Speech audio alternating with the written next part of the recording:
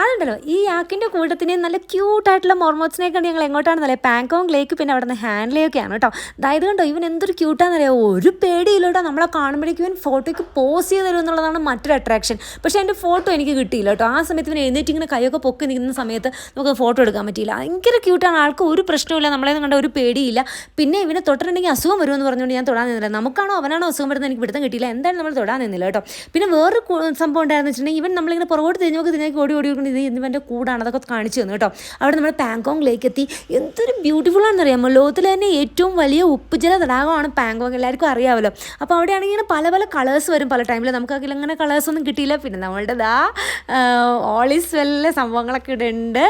3 ഇഡിയറ്റ്സിൽ അവിടെ നിങ്ങൾ ഫോട്ടോ ഒക്കെ എടുത്തു. 50 രൂപയാണ് കേട്ടോ. അതുമേ ഇരിക്കാനായിട്ട് 50 രൂപ, ഇതുമേ ഇരിക്കാനായിട്ട് 50 രൂപ, ഇരുന്ന് ഫോട്ടോ എടുക്കാനേ. പിന്നെ പുറകെ കിടക്കുന്ന ലെഹങ്ക ഇടാനായിട്ട് 200 രൂപ. അപ്പോൾ 200 രൂപയുടെ ലെഹങ്ക എനിക്ക് വേണമെന്ന് തോന്നിയില്ല, അതുകൊണ്ട് ഞാൻ ചുമ്മാ ഇരുന്ന് ഫോട്ടോ ഒക്കെ എടുത്തു. പിന്നെ ഈ സംഭവം ഉണ്ട്, നമ്മുടെ 3 ഇഡിയറ്റ്സിലെ എല്ലാ സംഭവങ്ങളും ഇവിടെ ഉണ്ട്. പിന്നെ യാക്കിൻ്റെയും കുതിരയുടെയൊക്കെ മുകളിൽ കയറുന്നവർക്ക് കയറാൻ എനിക്ക് പേടിയായതുകൊണ്ട് ഞാൻ കയറിയില്ല. പകരം ഈ കുട്ടി കയറുന്നത് കണ്ട് അവിടെ നിന്ന് ആസ്വദിച്ചു കേട്ടോ. കയറുന്നവർക്ക് അവിടെ കയറി ഫോട്ടോ എടുക്കാം, ട്രാവൽ ചെയ്യാം, അങ്ങനെ അല്ല അവിടെ ഒരു ചെറിയൊരു റൈഡൊക്കെ നടത്താം, അങ്ങനെയൊക്കെ ഉണ്ട് കേട്ടോ. അപ്പോൾ അവിടെ ഇരുന്ന് നമ്മുടെ ഡോക്ടർ നല്ല രീതിയിലൊന്ന് ഫ്ലൂട്ടൊക്കെ വായിച്ചു. ഞാനതൊക്കെ ഇങ്ങനെ ആസ്വദിച്ചിരുന്നു കേട്ടോ.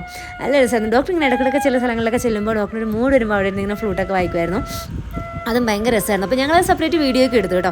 നല്ല രസമായിരുന്നു. എന്തായാലും ഈ പാങ്കോങ് ലേക്ക് ഒരിക്കലും ഒരാളെ മിസ് ചെയ്തിട്ടോ, അത്രയ്ക്ക് ബ്യൂട്ടിഫുൾ ആണ്. ശരിക്കും കുറച്ച് ചോറും കറിയും ഒക്കെ കിട്ടിയിട്ട് നമുക്ക് നമ്മുടെ ഇവിടത്തേക്ക് പോലെ താമസിക്കാൻ സൗകര്യമൊക്കെ ഉണ്ടെന്നുണ്ടെങ്കിൽ ഇവിടെ നിന്ന് വിട്ടു പോരാൻ തോന്നത്തില്ല, അത്രയ്ക്ക് ബ്യൂട്ടിഫുൾ ആണ്. നമ്മുടെ കയ്യിൽ കുറച്ച് ഭാഗവും കൂടുതൽ ഭാഗവും ചൈനയുടെ കയ്യിലുമാണിത്. പക്ഷേ ഇത്രയെങ്കിലും ഭാഗം നമ്മുടെ കയ്യിലുണ്ടല്ലോ, അത് തന്നെ എന്ത് രസമാണെന്ന് എനിക്ക് തോന്നിയത്. പല സ്ഥലങ്ങളിൽ നമുക്ക് ഇറങ്ങി കാണാനും ഫോട്ടോ എടുക്കാനൊക്കെ പറ്റും കേട്ടോ. നമുക്ക് കുറച്ച് നേരം കഴിയുമ്പോൾ ഇത് പച്ചയായതും ഒക്കെ കണ്ണുകൊണ്ട് കാണാൻ പറ്റുന്നുണ്ട്. പക്ഷേ ഇതിനകത്ത് ഇങ്ങനെ കാണിക്കുമ്പോൾ അത്രയ്ക്ക് ക്ലിയർ ആവുന്നില്ലായിരുന്നു കേട്ടോ. വൈകുന്നേരം അങ്ങനെ ആകുമ്പോഴാണ് റെഡ് ആവുമെന്ന് തോന്നുന്നു. ഇനി അതിൻ്റെ കരയിലൂടെ അതിൻ്റെ ആ ഒരു തീരത്തൂടെ നമുക്ക് കുറേ ദൂരം സഞ്ചരിക്കാനുണ്ട്. അത് കഴിഞ്ഞ് നമ്മൾ നേരെ പോകുന്നതെന്ന് വെച്ചിട്ടുണ്ടെങ്കിൽ നമ്മുടെ ഹാൻഡ്ലേയിലേക്കാണ് കേട്ടോ. അപ്പോൾ ഹാൻഡ്ലേയിലാണ് ഇന്നത്തെ നമ്മുടെ താമസം. അതിനങ്ങോട്ടുള്ള റോഡുകളൊക്കെ നല്ല ഭംഗിയാണ്. ഇവിടെ എല്ലാം ഈ മലകളാണെങ്കിലും എല്ലാ മലകളും പല പല രീതിയിലുള്ള മലകളാണ് കേട്ടോ. അങ്ങനെ വിശന്നപ്പോഴേക്കും ഒരു സ്ഥലത്തെത്തി അവിടെ നിന്ന് 10 രൂപ നമ്മുടെ പാക്കറ്റ് മാഗിയില്ലേ, നമുക്ക് 50 രൂപ കിട്ടി കേട്ടോ. അതൊക്കെ കഴിച്ചിട്ട് അവിടെ മഴക്കാർ ഹാൻഡ്ലേയിൽ ശരിക്കും പറഞ്ഞാൽ ക്ലിയർ സ്കൈ ആണ്. പക്ഷേ ഇപ്പോൾ മഴക്കാരുണ്ടായിരുന്നു. എന്നാലും അവർക്ക് മിൽക്കി വേ ഒക്കെ കാണാൻ പറ്റി. പക്ഷേ മിൽക്കി വേ കാണാൻ പോകുന്നത് ഹാൻഡ്ലേയിൽ നമുക്കത് ആകാശത്ത് നോക്കി കാണാനുള്ള സംവിധാനങ്ങളെ കണ്ട് ഈ സെറ്റപ്പൊക്കെ ആയിട്ടത്. ഞാനീ അവിടെ നിന്ന് ഇങ്ങനെ തുള്ളിക്കളിച്ച് ഓടി നടന്നൊക്കെ ഇങ്ങനെ കല്ല കാറ്റും നല്ല തണുപ്പായിരുന്നു.